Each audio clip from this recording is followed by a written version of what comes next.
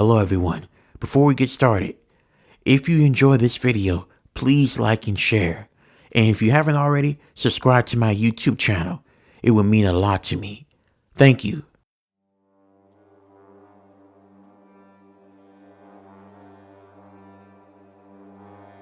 Let me start by saying that I made a few mistakes in this situation, and looking back on this now, I should have moved completely different. Dating is not something I'm interested in, especially online dating. It's really tricky sometimes, and you really don't know an individual. You only know them through social media, which they could lie or deceive you. This is one of those cases. My name is Benjamin, and I'm 31 years old, and I haven't been in the dating scene in about 3 years, especially after my breakup with my toxic ex-girlfriend. It's really been hard on me, and I had a hard time trusting women. But after a while, I figured that, I'd gotten over my fear to hop in relationships, and I wanted to give it another shot. So I created a Tinder account, and I was just looking around at different profiles of women until I matched up with a woman named Genevieve. She had a beautiful smile, and she was into the same things I was into. Anime, nerdy stuff, comic stuff, you name it. She had similar tastes as me. After talking with her through text for about a while, I realized that we really are similar in our passions and our goals, and I really started to fall in love with her through just talking to her on this app. I decided to set up a date, and I asked her would she be okay with actually, meeting up and eating at her little restaurant. But she suggested something else. She wanted to come over to my place because she was intrigued by the food that I make, and she said that she always wanted to try my cooking. And so I decided to let her come over to my place. I gave her the address to my place, and I told her the time and the date, and it was set. But looking back on this now, I really wish I'd never given her my address. A few days later, on date night, as I was expecting my date to arrive, I was finalizing some of the meal that I was making. And that's when I got a knock at the door. I went towards the door, and I looked through the peephole, and it was Genevieve. I opened it up, and I greeted her. "I take it that you're Genevieve." Instead of replying to me, she just immediately walked into my house. That was a little bit alarming to me, and that was one of the red flags. I figured that maybe she was just eager to come in. "Oh, welcome in. So you're Genevieve, right?" Again, she didn't respond to me. She just kept looking around like she was nervous, looking all around the house. And eventually I asked her for a third time, "You're Genevieve, correct?" "Oh, I'm so sorry. Yeah, I am. I'm sorry I just walked into your house. I just, smelled the food and I just came right in. I am so sorry. Where are my manners?" "Oh, no, it's fine. I was just asking. You can never be too careful these days when it comes to dating apps." "Yeah, I 100% agree with you. Sometimes the people you meet online are not who they say they are in real life. Sometimes they put on a facade instead." "Yeah, I agree," I said nervously. Something about her at that moment didn't feel right. I mean, I looked at her and she was definitely the woman on the profile pic, so she definitely didn't catfish me. After that awkward encounter, I brought her to the kitchen and I served us our dinner. She enjoyed it, and we talked for a while, and we laughed, we giggled, we enjoyed each other's company. So I figured nothing didn't seem wrong, despite the awkward introduction, of course, but that was long forgotten after we talked and gotten to know one another. Everything was going well, and afterwards, we decided to sit back and watch some stuff on Netflix.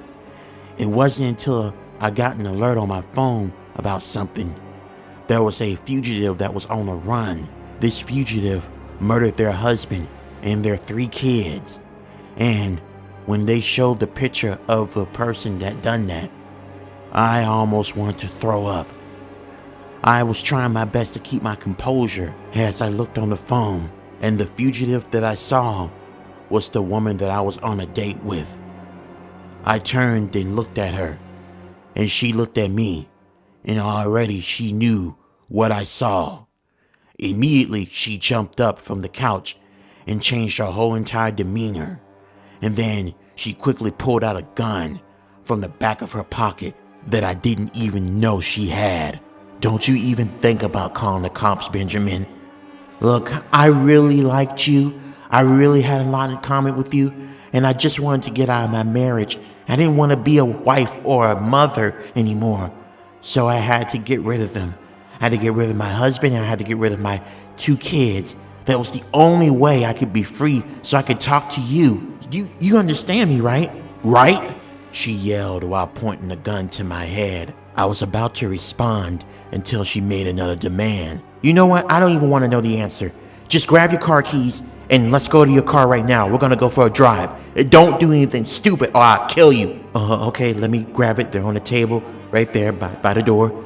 I got my hands up. I'm not gonna do anything. I tried my absolute best to stay calm, but as I was grabbing the keys, my hands were trembling. And then I walked into the garage as she followed me with the gun pointed at the back of my head. She made me get in the car first on the driver's side, and then she got in the car as she was holding the gun around to make sure I wasn't going to try anything. And then she got in the passenger side and held the gun on the side of my head.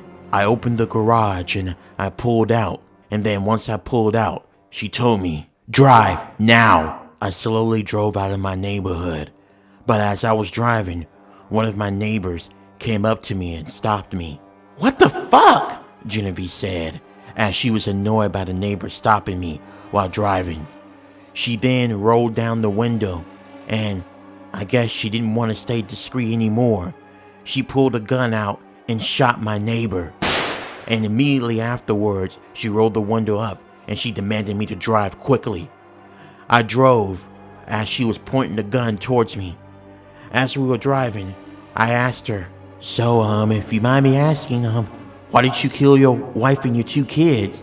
You seem like you were a loving family, and why did you shoot my neighbor? She didn't do anything wrong. We could have just drove off." "Benjamin, you're a very kind-hearted man, I can tell.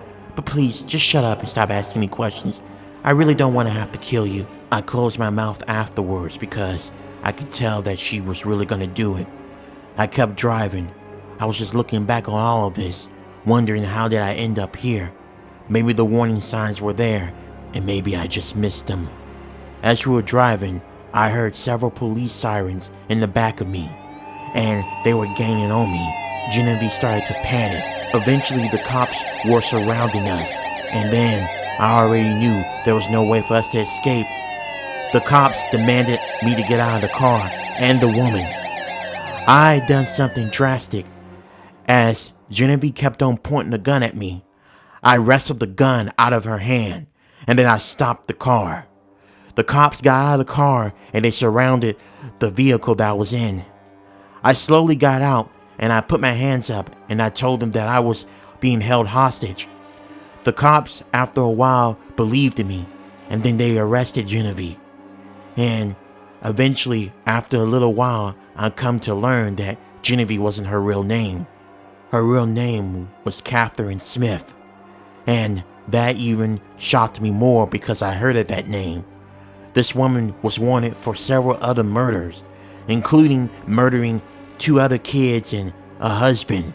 This woman was a psychopath, so she disguised herself and created a new whole identity. This frightened me, and after a while, I was able to calm down and really collect my thoughts. I couldn't believe that I invited a killer into my house. And now, after what happened, I don't trust online dating, and I haven't dated since then. I don't know. I know that case was very rare, but it really done something to me. The only advice I'll give to you if you ever go out on a date, whether you're a man or a woman, do a background check on your date to make sure they're legit, because you never know, you could be inviting a dangerous person into your life.